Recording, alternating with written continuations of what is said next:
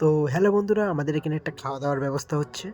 আর আমরা কি খাবো সেটা তোমরা ভিডিওটা শেষ পর্যন্ত দেখলেই বুঝতে পারবে।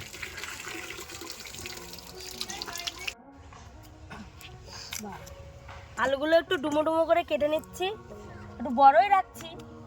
বিরিয়ানির আলু একটু বড় হলে ভালো লাগে। আপনারা জানেন যে বাঙালিদের বিরিয়ানিতে মাংস না হলেও চলবে, কিন্তু আলু লাগবেই। তো আলুগুলো একটু ডুমো ডুমো করে কেটে নিই।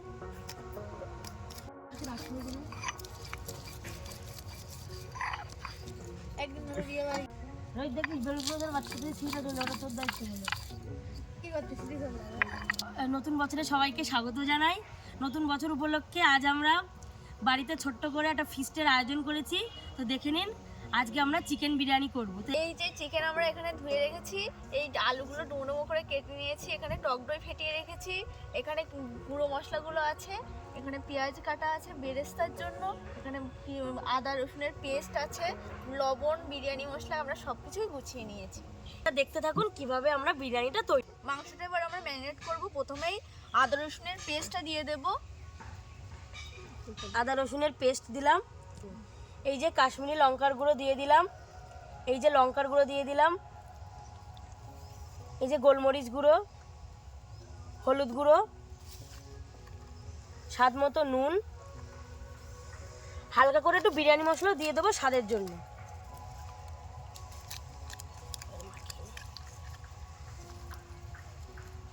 টক দই দিয়ে দিচ্ছি,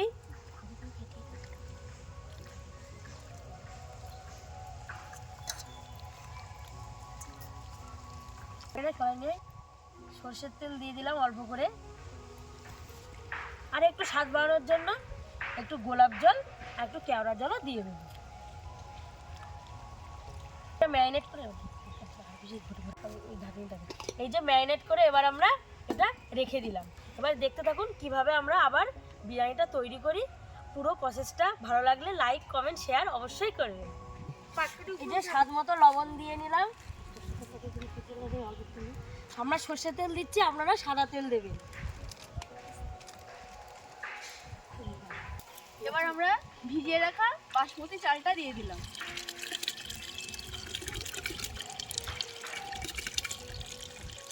কড়াটা গরম হয়ে গেছে, এবার আমরা সর্ষের তেলটা দিয়ে দিলাম। বেরেস্তা করার জন্য আমরা কুচানো পেঁয়াজগুলো দিয়ে দিলাম।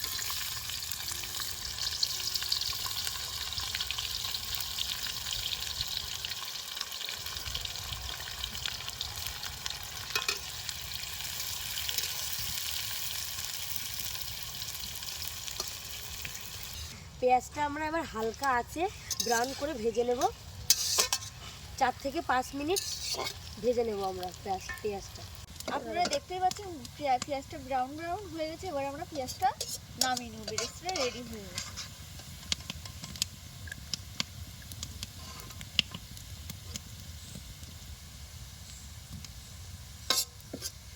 আর আমরা আলুগুলো ভেজে নেব।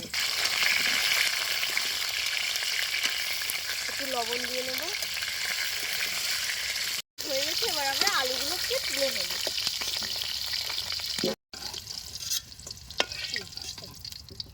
এবার আমরা মাংসটা রেডি করে নেব। প্রথমে আমরা গোটা জিরে ফোড়ন দেব, শুকনো লঙ্কা, এবার আমরা শুকনো লঙ্কা দিয়ে দেবো। এবার গোটা তেজপাতা, এবার কোচানো টমেটো দিয়ে দেব।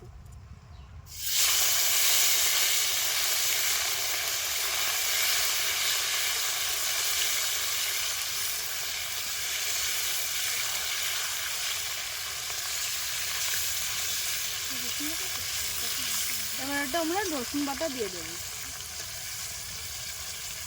আদা বাটা দিয়ে দেব,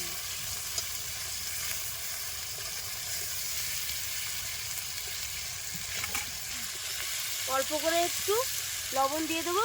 যেহেতু আমরা আগে থেকেই মাংস ম্যারিনেট করে একটু লবণ দিয়ে রেখেছি, সেই জন্য একটু অল্প করেই লবণ দিয়ে দেবো।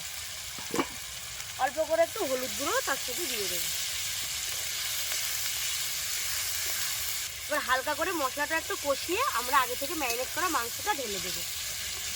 মশলা থেকে তেল ছাড়া শুরু করেছে, আমার মশলা রেডি হয়ে গেছে। এবার আমরা ম্যারিনেট করা মাংসটা দিয়ে দেবো।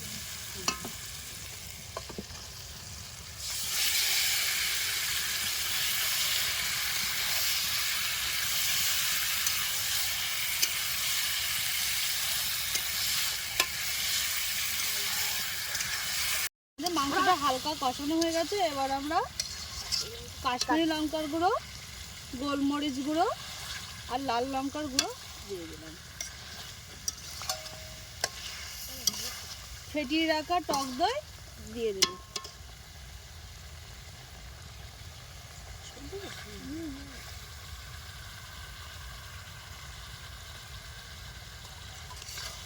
এবার ভালো করে কষিয়ে নেব।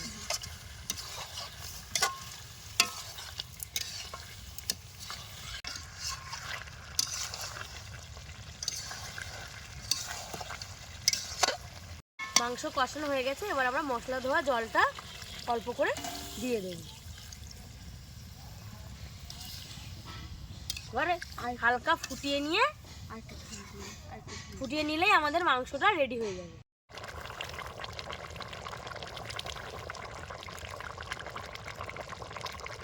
রেডি হয়ে গেছে, এবার আমরা মাংসটা নামিয়ে নেব।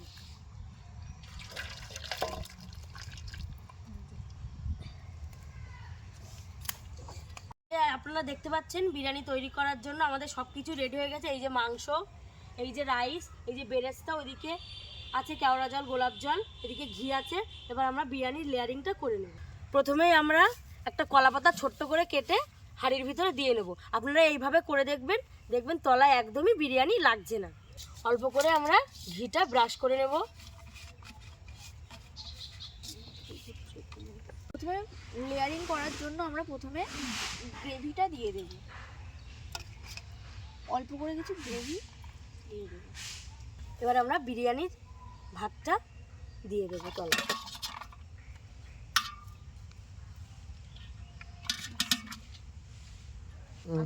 প্রথম লেয়ারে সব মিক্স করে দেবো।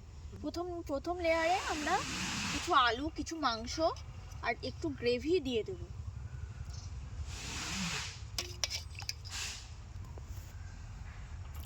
এগিয়ে নাও একটু।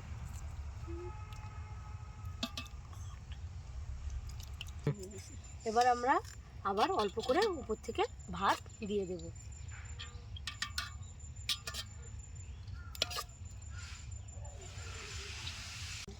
এবার অল্প করে আমরা বেরেস্তা দিয়ে দেবো এর উপরে। এবার অল্প করে বিরিয়ানি মশলা উপর থেকে ছড়িয়ে দেব।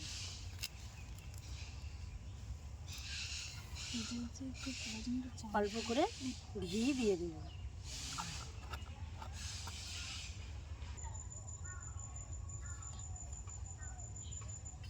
এভাবে আমরা আরো দুবার লেয়ারিংটা করে নেব।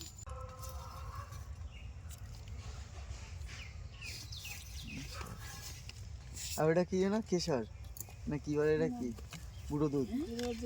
সব ফেলাই দিলে এরা। এই সাইডে ভিতরে ঢুকে হয়ে গেছে তো কমপ্লিট নাকি? একটু ঘি দিয়ে দিবে এবার।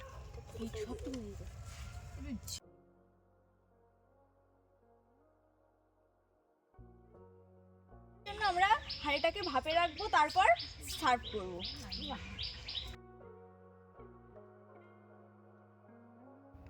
আমাদের বিরিয়ানি খাওয়ার জন্য পুরোপুরি প্রস্তুত হয়ে গেছে। এবার আমরা খুবই তাড়াতাড়ি বিরিয়ানি খাওয়া আরম্ভ করব। তার আগে গামলায় ঢেলে নিই। অনামিকা শিল্পা গামলায় ঢালছে বিরিয়ানিটা।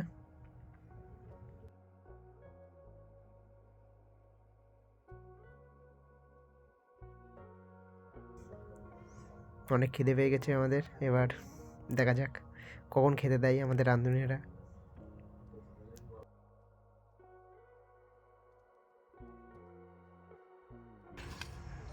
লেবু দে।